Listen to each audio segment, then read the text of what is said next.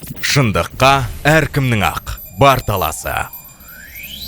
Қазақстандағы факт-чекинг және медиа сауат подкастына қош келдіңіздер. Сәлем достар, қалдарыңыз қалай? Эфирде Шындық подкасты және оның жүргізушісі мен Жансерік Тілеухан. Естеріңізде болса, біз өткен эпизодта жалпы жалған ақпарат туралы, оның толастамай тұрғандығы туралы өзіміздің әріптестермен сұхбаттасқан болатынбыз. Бүгін кезекті эпизод, соның жалғасы, екінші эпизод, екінші санымыз. Бүгінгі тақырып вакцинаның төңірегінде болады, яғни адамдар неге қазіргі таңда әлі күнге дейін вакцинаға сенбейді, Қазақстанда вакцинация үрдісі, жалпы вакцина егілу, нелер қалай жүріп жатыр, және алдағы уақытта қандай да бір әрекеттер бола ма деген сияқты осы сұрақтың төңірегінде болады. Бүгін бізде қонағымыз Медсаппорт бірлестігінің қауымдастығының жобасының негізін қалаушылардың бірі Ақмарал Тұрсынова. Ақмарал, сәлем достар. Қош келдіңіз. Сізге алғысымызды айтамыз, осынау эпизодқа келісіп, уақытыңызды бөліп, бізге осынау ақыл кеңестеріңізді ойыңызбен бөліскеніңізге. Рахмет, сіздерге рахмет шақырғандарыңыз. Оқасы жоқ. Енді жалпы бірден сұрақтан бастайын. Өздеріңіз білесіздер, вакцинация қазір Қазақстандағы ең бір таңдалып жатқан ең бір конфликт болып жатқан, халық арасында резонанс тудырып жатқан тақырыптардың бірі. Осы соңғы коронавирусқа бір жарым жыл, 2 жылдың көлемінде жүріп жатыр. Жалпы вакцинация дегеніміз не? Оны қарапайым тілмен қалай түсіндірсе болады? Мысалға, менің өзімде вакцинация дегенде былай түсінемін да, ол бір дәрі, бір нәрседен құтқаратын, бір сұйықтық, оны аласың, барасың, иығыңа салып береді, болды, ол сені құтқарады. Менің ойымда осындай да түсінік. И мен ойлаймын, көптеген менің әріптестерімде, көптеген достарымда барлығында осындай бір ой деп ойлаймын. Одан бөлек сіз вакцинация туралы не айта аласыз? Енді ғылыми тілмен осы салада жүргендіктен. Негізінде сіздің ойыңыз өте дұрыс. Ол біріншіден аурудың алдын алу. Себебі қазақ халқында жақсы сөз бар ғой, аурудың емін іздегенше ауырмаудың жолын ізде деген. Сол вакцина дегеніміз ғылыми әлемдегі революцияның бірі, медицинада революция жасаған ашылудың бір осы адамзат тарихында болған ғылыми жетістіктердің бірі. Ол біріншіден ол аурудың жолын іздегенше ауырмаудың жолын іздеудің бір түрі. Екінші ол аурудың немесе аурудың асқынуды болдырмайтын нәрсе, яғни медициналық препарат. Үшінші мәселе ол вакцина дегеніміз ол иммунитетті шынықтыратын медициналық препарат. Негізінде адамдар ойлайды, вакцина өзі, вакцинадағы вакцинаның құрамындағы нәрселер, ол адамды вирустан немесе инфекциядан қорғайды деп ойлайды, бірақ негізінде ол емес. Бірден қорғайды деп ойлайды адамдар, көбінесе солай ойлайды, бірақ негізінде вакцина организмді және иммунитетті шынықтыратын медициналық препарат, және оның қалай айтсам болады, жұмыс істеу тәртібі ол бір уақытта емес, бірнеше апта созылуы мүмкін. Және вакцина алған адам, егер аурумен кездессе, немесе ауырған адаммен, ауырып тұрған адаммен кездессе, ол вакцина емес, адамның өзінің иммунитеті қорғайды. Себебі вакцина иммунитетке айтады. Міне халайық, иммунитеттің клеткаларына айтады, халайық, міне осындай коронавирус деген, немесе қызылша, немесе басқа да ауру деген сияқты ауру бар екен. Осыған біз антиденелерімізді түзейік, денелерімізді түзейік. Келесі жолы шынымен инфекция келген кезде сендер 7 күн емес, 8 күн емес, 1-2 сағатта осы вирусты жойып, организмді сақтап қала аласыңдар деген сияқты осындай шынықтыру жүргізетін. Мысалы, мектепте Алматыда оқысаңыз білесіз ғой, жыл сайын немесе бірнеше жыл сайын жер сілкінісіне байланысты оқу шаралары жүргізілетін. Бұл сол сияқты организмді шынықтырудың бір жолы. Яғни адамзаттың бір жеткен үлкен жетістіктерінің бірі дейсіз ғой сонда, негізінде мысалы сіздің апаңызда немесе нағашы апаңызда қанша балалар болды? Білесіз ба? Мысалға мен әжемде өзімнің 7 бала, ал нағашы әжемде 6 бала. алты бала. Аха. Қазір сіздің мысалы әйеліңізде немесе сіздің ортаңызда әйелдер қанша бала туады? 2 немесе 3 бала туады, иә? Иә, сондықтан да Қазақстанда 4 бала көп балалы отбасыға жатады ғой сонда. Бірақ ол бұл өзгеріс неліктен пайда болды? Иә, қараңыз, бір немесе 2 поколение буынның арасында осындай үлкен өзгеріс. Себебі біздің ата-әжелеріміз қызылша сияқты, дифтерия сияқты, басқа да инфекцияларды көрген, және балалардың жартысы бұрын шетінеп кететін болатын. 2-3 жасқа дейін балаларға ат қоймайды, көз тиеді, сөз тиеді деген, өйткені медицина қазақ халқына ол кезде дұрыс жетпеген, иә, сондай қалай айтсам болады, сондай оймен адам кішкентай балаларға ат қоймайтын, немесе әйелдер 6, 7 немесе 10, 12 бала туады. Ал қазір вакцинацияның арқасында, яғни профилактиканың арқасында қазіргі әйелдер 7-8 бала емес, 2-3 баланы туып, олардың санына емес, сапасына көңіл бөле алады. Сондықтан вакцинация дегеніміз ол адамзат тарихындағы ең жақсы нәрселердің бірі деп санаймын. Ал енді қараңыз, мысалы, мынандай парадокс бар ғой. Вакцина адамзат тарихындағы ең бір жетістіктердің бірі. Оны қарапайым халық та біледі, деген сияқты, шет жағасын біледі да, былай полностью толық білмесе де. Бірақ неге қарапайым халық соған көп қарсы шығады? Мысалға, жарайды, коронавирусты айтпай қойықшы, мысалға. Коронавирусқа дейін де мысалы көптеген вакциналар бар ғой. Жаңадан туған сәбиге салатын вакцина бар. БЦЖ, АКДС дейміз, иә. Туған кезде салатын бар. Мысалға, әлемді алмай қойық, біздің Қазақстанның өзінде де осындай вакциналарға қарсы шығып, сол дұрыс емес, ойбай бұл деген андай мындай деп, сондай бір конспирологияға сеніп алып айтып жүрген адамдар да бар да. Мысалға, егер үлкен бір жетістік деп қабылдасақ, неге ол мысалға бұқара түрінде сөйтіп қабылдамайды, тек қана сол жоғарғы ғылыми адамдар ғана соны қабылдамай, неге соны бұқара түрінде қабылдамаймыз? Қалай ойлайсыз? Осы жерде проблема неде жатыр? Проблема ол 2-3 мәселе. Қазір мен сізге басынан бастап айтып берейін. Мысалы, шешек деген ауру бар. Шешек деген ауруды біз 1976, егер менің ақпаратым дұрыс болса, осы 30-40 жыл бұрын, нет, 50 жыл бұрын шешек ауруын біз әлемде жойдық. Сол шешек ауруына қарсы вакцина 300 жыл бұрын пайда болған.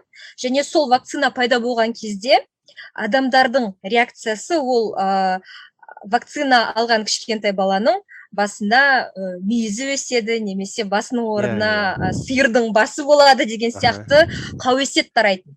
Себебі әр адам заттың осы ділінде, оның қалай айтсам болады, ойында әр прогресске деген қарсылық туындайды. Бұл эволюциялық процесс, адамның психологиясы, бұл қалай айтсам болады, нормальный процесс, бұл ешқандай, бұл адамның несі емес, қалай айтсам болады, адамның ерекшелігі, адамның психологиясының ерекшелігі. Болу керек процесс, себебі әр жаңа нәрсе, әр прогресс, әр ашылу, ғылыми жетістік, ол адамзаттың критикалық, қалай айтсам болады, фильтрынан өту керек нәрсе, ойлауынан өту керек нәрсе.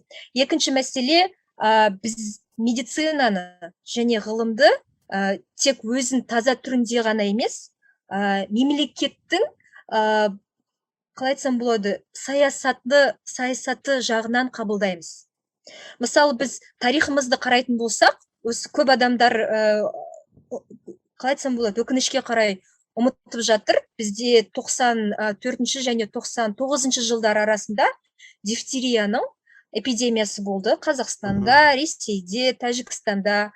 Неліктен бұл эпидемия болды? Себебі 80 және 90 жылдардың басында мемлекет тарапына деген сенімсіздік өте үлкен болды. Және мемлекетке, үкіметке сенбеген адам дәрігерлерге де сенбейді, ғылымға да сенбейді, вакциналарға да сенбейді. Олар өздерін және балаларын вакцинациядан өткізбейді.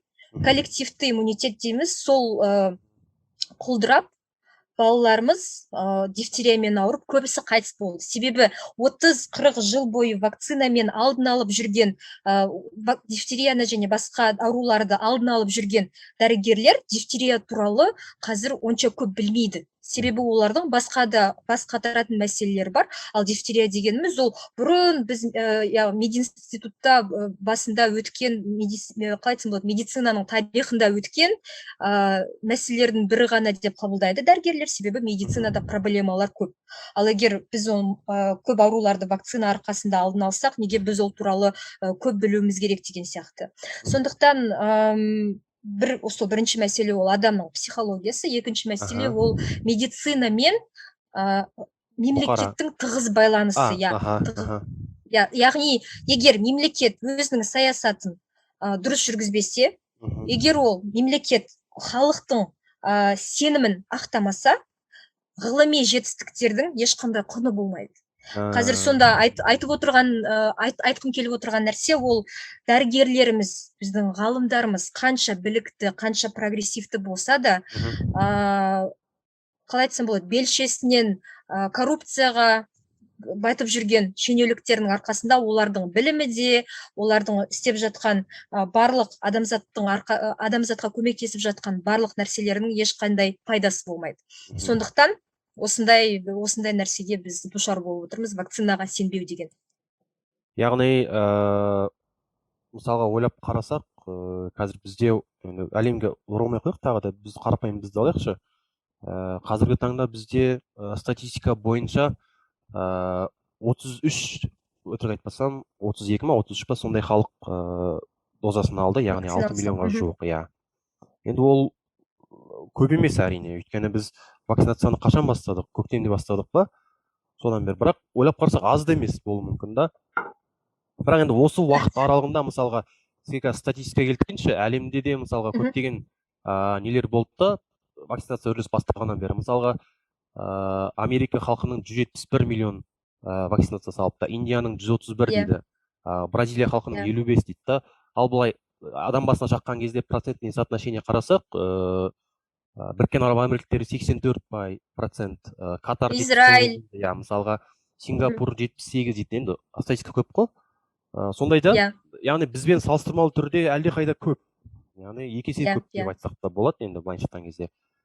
Сонда біздегі проблема неде сонда? Мемлекеттік саясат дұрыс жүргізілмей жатыр ма, әсіресе осы вакцинацияға қатысты? Жоқ әлде халық оны дұрыс қабылдамай жатыр ма, жүргізген саясатты? Қалай ойлайсыз? Екі тарап бір-біріне қалай проблема қай жерде сонда екі тараптың арасындағы? Негізінде проблеманың түбірі біз мемлекеттің саясаты дейміз, бірақ ол мемлекеттің саясаты ол пандемия басында басталған мемлекеттің саясаты емес, осы соңғы 20-30 жыл бойғы бізде қалай айтсам болады, жиналып келген проблемалар, шешілмеген мәселелер, адамдардың наразылығы, осылардың бәрі қалай айтсам болады, мемлекеттің басына құйылды.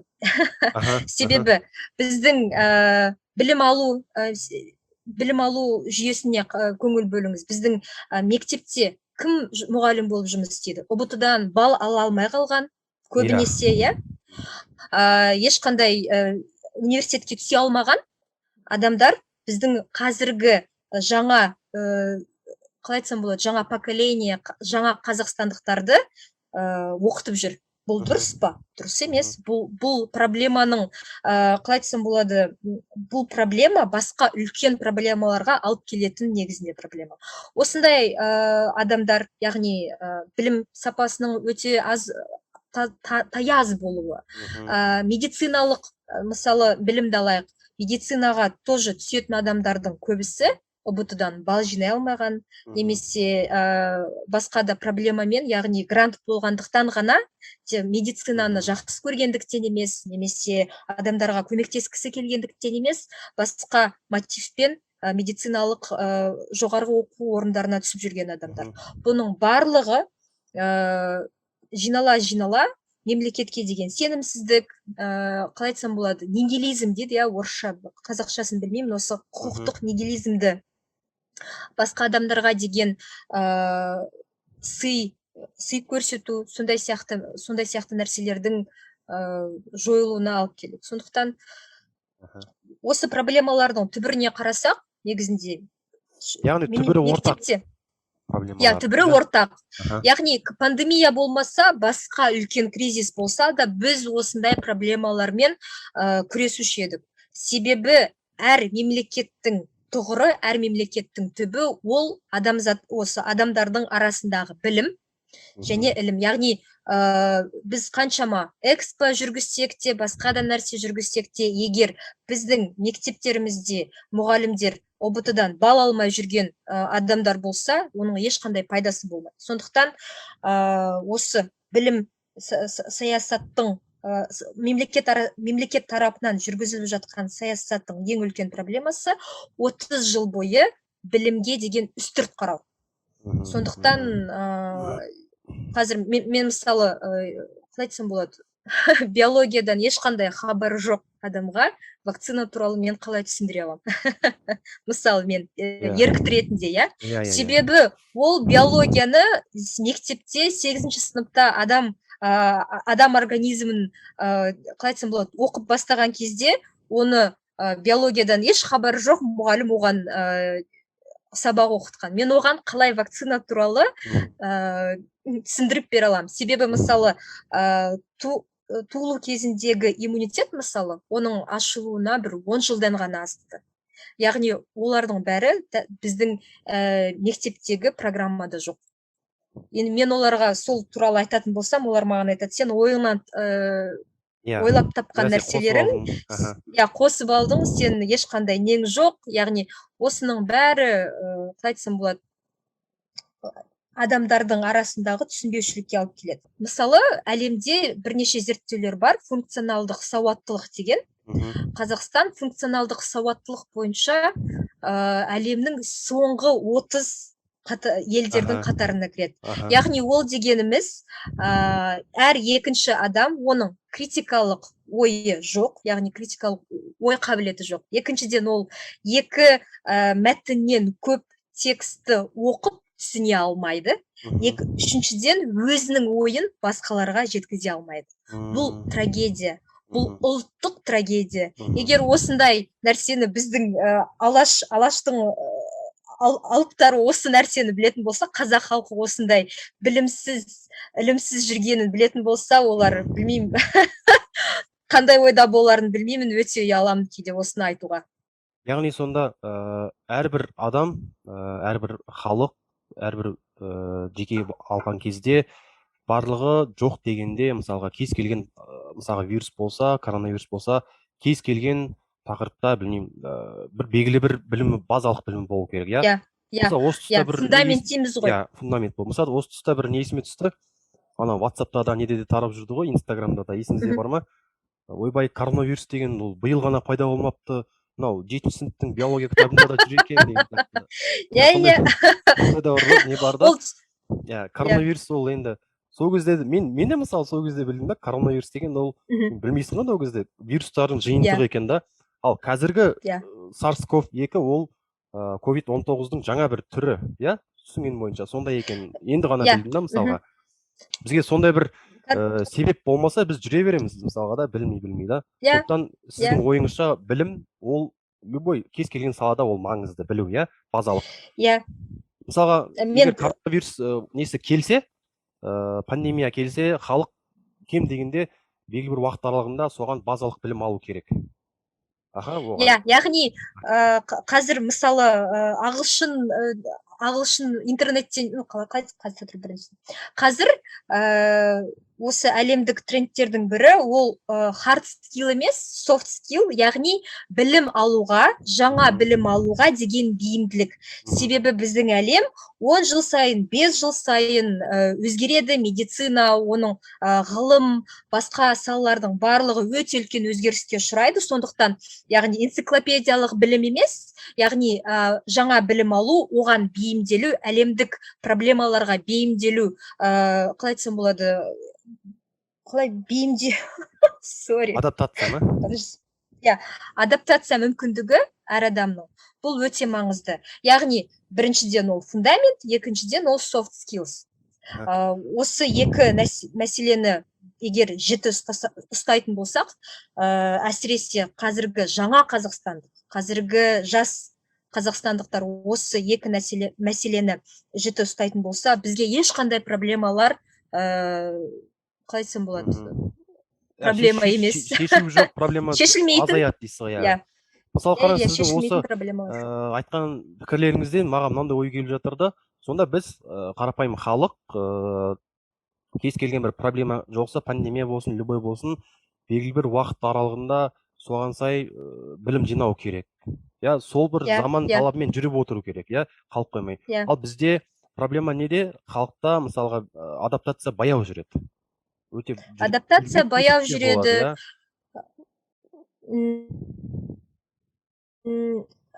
Қалай айтсам болады, әлеуметтік жағдай, біздің әлеуметтік жағдай, қазір мен мысалы кез келген паркте немесе басқа жерде жүрген адамға, сіз білесіз бе, пандемиядан қаншама адам қайтыс болып жатыр, бұл өте қандай үлкен проблема дейтін болсам, ол маған айтады, менің ертең табатын наным жоқ, мен үйде отырмаймын, маған жұмыс істеу керек, мен балаларымды киіндіруім керек, оларға тамақ табуым керек дейді.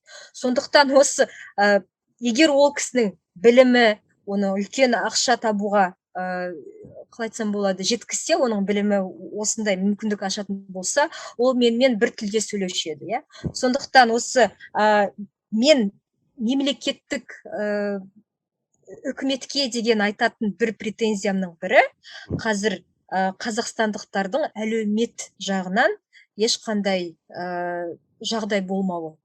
Мысалы, сол шенеуніктердің өздері үлкен кабинетте сондай глобальный проблемаларды айтып, күшті әдемі сөздермен сөйлей береді, ал қарапайым қазақтың тілімен ешкім сөйлеуге дайын емес. Олар өзінің абстрактный проблемаларымен жүреді, ал Қазақстан халқы өзінің күнкөріс проблемасымен жүреді. Сондықтан олардың арасында ешқандай диалог болмайды да, ешқандай түсінік те болмайды. Яғни қарапайым халық бір тұрмыстық вакуумның ішінде, ал шенеуніктер олар өздері бір ненің ішінде, екеуара бір байланыс жоқ, диалог жоқ, иә. Енді вакцинацияға көшейік, біз тақырыптан көп ауытқымай қояйық енді, иә. Бірақ өте жақсы пікірлер болды, негізі маған ұнады, былайынша айтқан кезде. Енді вакцинацияға оралатын болсақ, қараңыз, бір вакцина бар. Мысалға бір ауру пайда болды, соған байланысты вакцина ғалымдар сразу кіріседі. Ойбай, мына ауруды құртайық, жояйық деген сияқты, бір алып бас қосып деген сияқты. Енді сол вакцина дайындалу үрдісі қалай жүреді? Мысалға оның құрамына қандай заттар кіреді, немесе бір вакцина жасау үшін қанша уақыт керек? Сондай бір жазылмаған заңдылықтар бар ма? Стандарттар деп айтсақ болады. Мысалы, полиомиелит ауруы бар. Мысалы, Форест Гамп фильмін көретін болсақ, осындағы бас кейіпкер полиомиелитпен ауырған кісі болатын. Сол полиомиелитқа қарсы вакцинаны жасау бір 8-9 жыл арасын алды. Сол 9 жылдың арасында қаншама қыршын балалар дүниеден өтті. Ал қазір біз 21 ғасырда сол полиомиелитқа қарсы вакцина жасаған адамның жолын қайтадан өтпейміз. Біз оның тек жетістігін, оның қалай айтсам болады, жинаған білімін біз пайдалана аламыз. Яғни, мысалы, инактивацияланған, яғни өлтірілген вакциналар, немесе тірі вакциналар, векторлық немесе МРНК вакциналар, олардың барлығы жаңа емес. Олардың технологияларына 40-30 жыл кемінде болды. Яғни, қазіргі біздің жағдай, ол ғылымның, прогрестің, қалай айтсам болады, қандай адамзатқа қандай пайда алып келе алатын көрінісі. Себебі жылдың басында, мысалы, біздің топта Америкада жұмыс жасап жатқан вирусолог бар, ол айтты бізге. Біз пандемия басталған кезде біздің лабораторияны жапты. Біз лабораториямыздың жұмыс істеуін жалғастыру үшін біз коронавирусты зерттеуге, оның вакцина жасау, жасамау, қалай айтсам, жасамауын көруге, яғни үлкен зерттеудің бір кішкентай ғана бөлігі болдық деді. Сонда бізде негізінде уникальный жағдай деп айтуға болады, себебі барлық әлемдегі лабораториялар, институттар бәрі жұмылып, бір жерден бас шығарып, бір жерден қол шығарып, бір проблеманы шешті. Сондағы менің ойымша ең жақсы нәрсе ол қытайлық вирусологтардың вирустың, қалай айтсам болады, ғылыми расшифровкасын ашық интернетке шығару. Сонда әлемдегі барлық вирусологтар, әлемдегі барлық биологтар, ғалымдар сол вирусты көре алды. Почтамен 2-3 ай ешкімге жіберген жоқ. Сонда уақыт өте қатты үнемделді. Екіншіден барлығы жұмылып бір мәселені шешті. Сондағы үшінші мәселе сол бұрын полиомиелитқа қарсы, шешекке қарсы, басқа да ауруларға қарсы жасалған вакциналардың технологияларының осы жаңа вакциналарды жасауға деген база сияқты қолданылуы. Яғни мысалы мен айтамын, кешіріңіз, бұрын бір вакцинаны табу үшін немесе бір дәріні табу үшін бір ғалым 10 000 әртүрлі жолды өту керек болады. Ал қазір ғалымдар ол 10 000 сол бір жұмыс істейтін жолды табу үшін 10 000 жолды өтпей, тек сол бізге белгілі тиімді бір жолды ғана таңдайды. Себебі осы 30-40 жыл бұрын өзінің өмірін вакцинаға немесе вирусологияға арнаған адамдардың білімін тиімді, тез және ешқандай кідіріссіз қолдануға осындай үлкен мүмкіндік болды. Негізінде менің бір жақтан мен ойлаймын, негізінде біздің ғылым, медицина қандай үлкен дамыған. Екіншіден, осы медицинаның және прогресті түсінбей жүрген қайран қазағым деп екі нәрсенің ортасында яғни сол құнын түсінбей жүрген дейсіз ғой. Иә. Енді қараңыз, сіз вакцинаның пайда болу үрдісін жақсы айттыңыз. Яғни бір дайын базадан алады. Бұрынғылар жүріп өткен жолдан дайын бір нені алып, қазір сол үшін жылдам уақытта дайын болады деп айтып жатсыз. Жарайды, вакцина жасалу үрдісі келді, вакцина дайын. Енді қарапайым адам тұрғысынан қарайық. Мысалға мен бардым, немесе мен бір досым барды, вакцина салдырды. Біз бағана вакцина жасалу үрдісін айтсақ, енді вакцина салдырғаннан кейінгі үрдіс қалай болады? Мысалға ол адамның организміне қалай әсер етеді? Вируспен немесе білмеймін кез келген дүниемен қалай күреседі? Ол қанша уақытта күресіп, қанша уақытта иммунитетті қалыптастырады, немесе өзіңіз айтып жатырсыз, жаңа иммунитетті шынықтырады деп. Осы үрдіс қалай жасау, айтып беріңізші? Қараңыз, сіздің организміңізді, сіздің иммунитетіңізді бір үлкен үй ретінде қарастырайық. Онда 100 пәтер бар. Мен вакцинамын, менің қолымда коронавирустың суреті бар. Мен сіздің үйіңізге келемін және әр пәтерге кіріп шығамын. Мә қараңыздар, осы коронавирустың портреті, міне осы суретті есіңізге сақтаңыздар. Екінші рет осы кісі келген кезде сіз үйге жібермеңіздер, үйге кіргізбеңіздер деп айтам. Сөйтіп мен осы барлық пәтерлерді аралап шығам. Оның қалай айтсам болады, ол бір 12-14 күнде мен осы барлық пәтерлерді аралап шығам. Екінші күні сіздің досыңыз тағы да келеді коронавирустың екінші дозасы ретінде. Соның суретімен ол айтады, сендер егер естеріңде қалды ма, қалмады ма, қазір біз тексереміз. Міне, мынау кім? Олар сіздің иммунитеттің клеткалары әр пәтер айтады. Бұл коронавирус, ол келсе біз оған ешқандай жол бермейміз, біз оны танимыз дейді. Сіздің досыңыз сол тағы да 14 күн барлық пәтерлерді аралап шығады. Ал енді бір айдан кейін сіз иммунитетіңізбен бірге, мысалы, ауырып жүрген адаммен көрістіңіз, немесе басқа, білмеймін, ауырып жүрген адаммен көрісіп, бір 1-2 сағат оның қасында болдыңыз. Ол сөйлеген кезде, түшкірген кезде, демалған кезде ол көптеген вирустардың бөлшектерін ауаға шашады.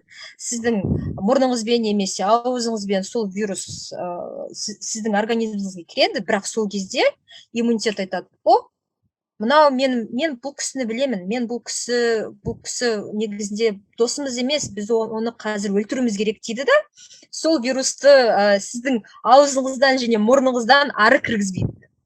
Екінші мәселе ол вирустың, қалай айтсам болады, осы қазақтың мифологиясында бір қандай өтірікші кім еді? Алдар көсе, қожа насыр, ал бірақ біздің вирустың бір ерекшелігі ол қожа насыр.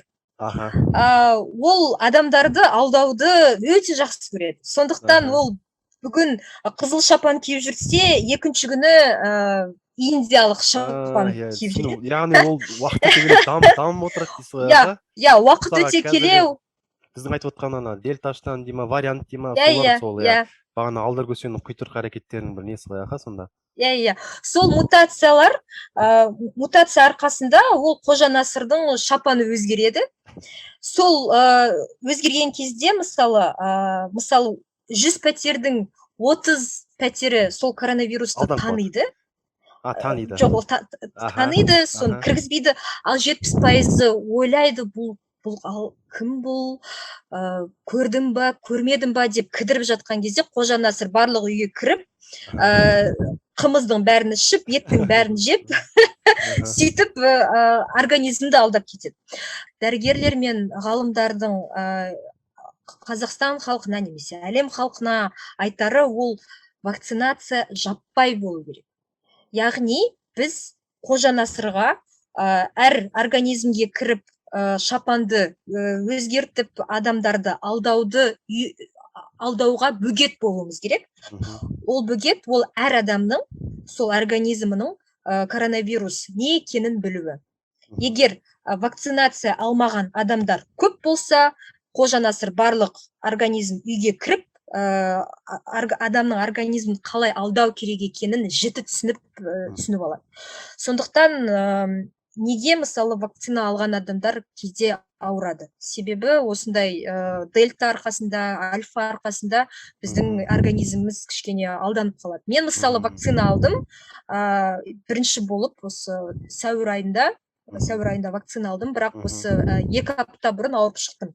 Бірақ мені мысалы жолдасым сол уақытта жүрегіне операция жасалған, бірақ операция жасағаннан кейін 1 айдан кейін мен оған вакцина ал дедім, алды. Егер екеуміз бірге ауырдық, дельта варианты негізінде ол осы вакцинаның кішкене тиімділігін азайтады. Екеуміз өте жеңіл түрде ауырып шықтық. Және менің ойымша, егер мен өзімнің күйеуімді аяп, ойбай, сен операциядан өтті, сен вакцина алма деп жүрсем, ол кісі қайтыс болар еді. Себебі оның жүрегінде де проблема бар, басқа да проблемалар бар. Ол осы зона риска дейді, сол зона риск. Яғни вакцинацияның пайдасы тиді дейсіз ғой сонда, ха? Иә, вакцинацияның пайдасы тиді, және мен өз көзіммен, менің иммунитетім осы ауыз бен мұрынмен және тамақтан, қалай айтсам болады, тамақтан осы вирусты қалай өткізбегенін көрдім. Себебі таңертең мен күнінен, қалай айтсам болады, кешіріңіз, қақырық шықты. Сол кезде мен ойлайтын, менің фагоциттерім, менің лейкоциттерім, мен үшін құрбан болдыңдар. Мен былай істейтін. Осы вакцинаның арқасында өзімнің жеке тәжірибемнен осы вакцинаның қалай жұмыс істейтінін, вакцина ауыздан, мұрыннан және тамақтан вирусты басқа мүшелерге қалай өткізбегенін, және менің өзімнің иммунитетім осы коронавирусқа қалай төтеп бергенін өз көзімен көрдім.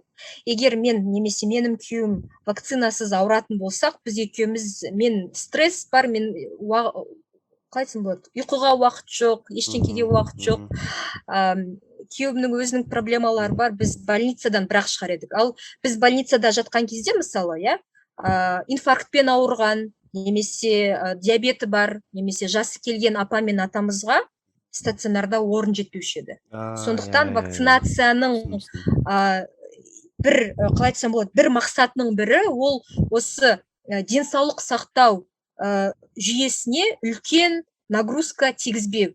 Себебі бір уақытта миллионнан астам, 100 мыңнан астам адам ауыратын болса, мысалы, жедел жәрдем ешкімге үлгірмейді. Мысалы, коронавирустан басқа да бізде аурулар көп. Бізде инфаркт немесе ДТП, мысалы, травма болуы мүмкін, кішкентай балалардың күйіп немесе терезеден құлауы мүмкін.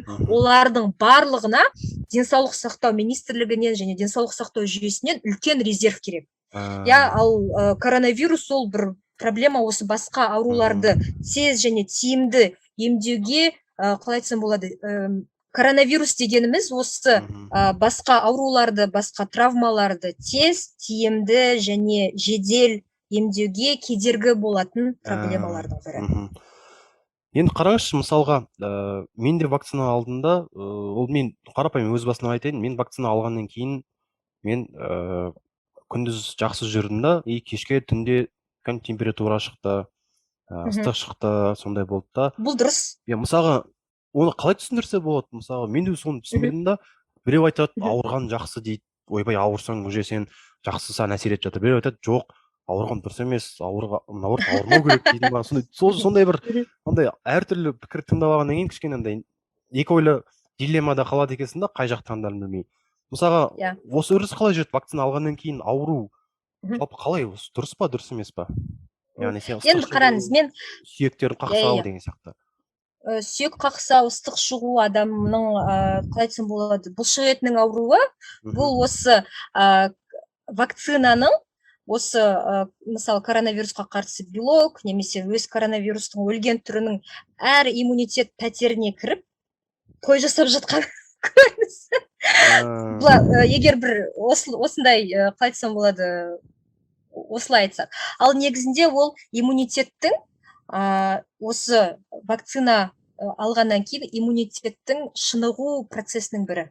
Себебі, мысалы, сіз коронавируспен шынымен ауыратын болсаңыз, сіздің иммунитетіңізде қалай айтсам болады, ЧС жағдайы пайда болады. Ол температураны үлкейтеді, лимфоциттерді барлық жерге шақырып, сіздің қалай тамағыңыз ауырады, аяғыңыз ауырады, бұлшық еттеріңіз ауырады. Себебі организмнің барлық ресурсы, барлық күші осы вирусқа қарсы қалай айтсам болады, қарсы тұруға жұмсалады. Ал вакцина дегеніміз осы шын аурудың бір осы 1000% болса, 100% болса, бір 1-2-3%-ын ғана организмге көрсетіп, қауіпсіз түрде оқу, шынықтыру процесін жүргізу.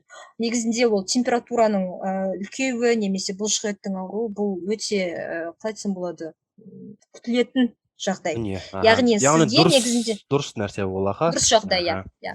Енді қараңыз, ары қарай енді былайынша айтқан кезде пай этапына келе жатырмыз да. Не бойынша?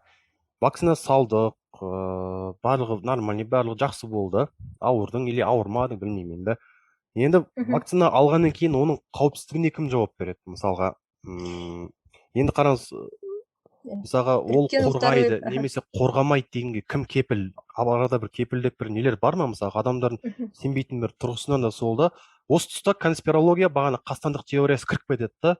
Ойбай, вакцина алсаң 2 жылдан өлесің, адамдарды құрту үшін Билл Гейтс ойлап тауыпты, чип дейма, құдай неше түрлісі бар, әртүрлісі бар. Осы тұста бізде саясат дұрыс жүргізілмей қалады, басқасы дұрыс ақпарат жетпей қалады халыққа. И халыққа ақпарат жетпегеннен кейін халық бір-бірін ақпаратпен қамтамасыз етеді. Яғни, ойбай, сөйтіңдер, бүйтіңдер деген сияқты өтірік шынды ақпаратпен, аха. Осы тұста сонда кім сонда қауіпсіздігін жауап береді, кім кепілдік береді, қалай ойлайсыз? Міне, вакцина салдырдың, осы емдейді сені деп кім айта алады сонда? Вакцинаны салдырдың, енді саған коронавирус енбейді деп ешкім, ешқашан, ешқандай гарантия бере алмайды. Себебі гарантияны беретін, кепілді беретін адам, ол шарлатан немесе өтірікші. Сондықтан ғылымда біз мынандай нәрсені, мынандай түсінік қолданамыз. Ол қауіп қатердің кепілді азаюы. Яғни әр вакцинаның адамға деген пайдасының бір көрінісі, ол коронавирустың ену, коронавируспен ауыру, асқынудың қауіп қатерін кепілді түрде азайту, бірақ ешқашан ол 100%-ға жетпейді. Бірақ қазір біздің адамдар айтады, неге бізге сендер 100%-ық кепіл бермейсің? Иә, сол. Антивакцинерлердің айтатын осы ғой. Иә, ал кім бізге 100%-ық кепілдік береді? Коронавирус бізге 100%-ық, егер сіз ауырсаңыз, не қайтыс боласыз, не инвалид болып қаласыз, не ковидтан кейін пайда болатын постковид, немесе диабет, ревматизм сияқты ауруларының бірімен ауырасыз деген кепілді именно коронавирус береді. Жоқ дегенде иммунитетіңіз нашарлайды, аха? Жоқ дегенде иммунитетіңіз нашарлап, содан кейін 2-3 жылдан кейін басқа инфекциямен ауырып қайтыс боласыз деген кепілді коронавирус береді. Ал ғылым ол адамдарға өтірік айтпайды. өтірік айтса да өзін өзі тексереді, өзіне деген қалай айтсам болады, критикалық өзінің жасап жатқан нәрселеріне критикалық көзқараспен қарайды. Сондықтан бұл қалай айтсам болады, ғылыми ой үрдісі жоқ, функционалдық біліктілігі аз адамдарға бұл біз айтып жатқан, ғалымдар айтып жатқан нәрселер ол өтірік сияқты болып көрінеді, бірақ шындық, ащы шындық осы.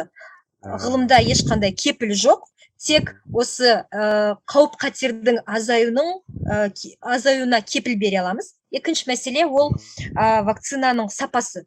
Вакцинаның сапасына біріншіден вакцинаны жасап жатқан институт, екінші вакцинаны құйып, қалай айтсам болады, өндіріп жатқан завод, үшінші сол вакцина өндіріп жатқан заводты тексеретін Біріккен ұлттар ұйымының денсаулық сақтау ұйымының өкілдері, олар әр заводты тексеріп шығады, олардың аккредитация тәртібі бар. Үшіншіден мемлекет, әр мемлекет, мысалы, егер мен вакцина алып, қалай айтсам болады, бір білмеймін, жағдайға ұшырасам, вакцинадан, яғни басқа нәрседен емес, именно вакцинадан бір қатерге ұшырайтын болсам, біріншіден министрлік жауап береді, екіншіден үкімет жауап береді, үшіншіден үкімет сосын осы вакцина жасаған институт пен заводқа өзінің арызын жолдайды. Негізінде бұл коллективті жауапкершілік, яғни бұнда бір емес, бірнеше актор, себебі әр осы вакцинаны жасау, оны өндіру, оны транспорттау, оны поликлиникаға жеткізу, әр процесте өзінің жауапкершілік алған акторлар бар. Ол немесе мемлекет, немесе институт, немесе басқа адамдар. Сонда енді қорытындылай келе, мен түсінгенім бойынша біз коллективті, бағана өзіңіз айтып отырсыз, жауапкершілік, ұжымдық жауапкершілікті алып, коронавируспен біз жекелей күресе алмаймыз. Біз тек қана ұжым арқылы, бір коллектив арқылы күресе аламыз. Яғни ұжымдық иммунитет, коллективтік иммунитет қалыптастырсақ, біз вирусты бірге жеңе аламыз. Осындай бір не айтсақ болады. Яғни сен жекелей анау, жекелей мынау емес. Сен кез келген адам тек қана өз өмірі үшін емес, басқа бір адамның өмірі үшін де бір жауапкершілікпен қарау керек. Дұрыс қой, сонда? Себебі біз, қалай айтсам болады, әлеуметтік жануар. Адамдар бұл әлеуметтік жануарлар, адам ешқашан жалғыз өзі өмір сүре алмайды. Адамның күні адаммен, және бұны біз ешқашан ұмытпауымыз керек. Яғни мен мысалы, ертең вакцина туралы жалған ақпарат тарататын болсам, және мысалы сіздің ата-анаңыз WhatsApp-тан сол ақпаратты оқып, сізге айтса, мен вакцина алмаймын деп ауырып қайтыс болатын болсам, мен жауап беруім керек. Бірақ қазіргі біздің 21 ғасырда озық технологиялардың бір проблемасы осы жауапкершіліктің жойылуы. Яғни біз білмейміз, осы рассылкаларды, осы ақпаратты кім таратып жатыр? Олардың қандай мотивациясы бар? Олардың қандай пайдасы бар? Мысалы, олар ИВЛ-ді сататын адамдар шығар. Мысалы, ИВЛ-ді сататын адамдардың ауырғаны оларға пайдалы. Әртүрлі фуфламицин, әртүрлі болмайтын дәрілерді сататын адамдарға да бұл пайдалы. Ал негізінде вакцина жасайтын адамдардың пайдасы негізінде өте аз. Себебі, мысалы, біздің Қазақстан мемлекеті бір вакцинаға кемінде 20 мың теңге жұмсайды. Бір вакцинаға, бір адамға. Ал коронавирустың жеңіл түрімен ауырған адамға 196 мың теңге жұмсайды. Коронавирустың, қалай айтсам болады, орташа түрімен адам ауырса, 400 мың, 500 мың теңгенің арасы, шамасы. Ал коронавирустың ауыр түрімен ауырған адамға мемлекет 996 мың теңге жұмсайды. Бұл кемінде, бұл миллион. Ал егер сіз мысалы Максим деген әншіні білесіз ғой, оның ЭКМО деген аппаратта жатқаны. Бір ай бойы ЭКМО аппаратында жатты. Қазақстандық нелерге келетін болсақ, ЭКМО-ны бір рет қосу үшін бір адамға 2,5 миллион теңге кетеді. 2,5 миллион теңге. Ал оны бір ай бойы осы ЭКМО-да ұстау 6-8 миллион теңге жұмсалады. Бұл тек ЭКМО-ға қатысты дәрігерлердің жұмысы, дәрігерлердің күйзелісі, оны ешқалай, қалай айтсам болады, осы 6-8 миллион дәрігерлердің жұмысын және дәрігерлердің күйзелісін есептемейді. Ал осы 8 миллион теңгеге біз қанша адамға социалдық көмек, әлеуметтік көмек жасаушы едік? Қаншама адамдарға, мысалы, келе жатқан жасөспірімдерге қаншама білім беруге болады осы 6 миллион теңгеге, иә? Сондағы осы, қалай айтсам болады, айырмашылықты көріңіз. Сонда мемлекетке бізге вакцина жасау тиімді деген адамдарға айтарым, негізінде егер вакцина жасау негізінде ол тиімді емес. Вот, осылай. Тиімділігі тек адамдардың өмірін сақтау, бюджетті сақтау, осы үнемделген бюджетке біздің жасөспірімдерге білім беру, қазір ата-аналарымызға, кәрі адамдарға, мысалы, инфарктқа қарсы, басқа да ауруларға қарсы емдеу жүргізу, мысалы. Сонда қорытындылай келгенде, әр адам вакцина алу керек.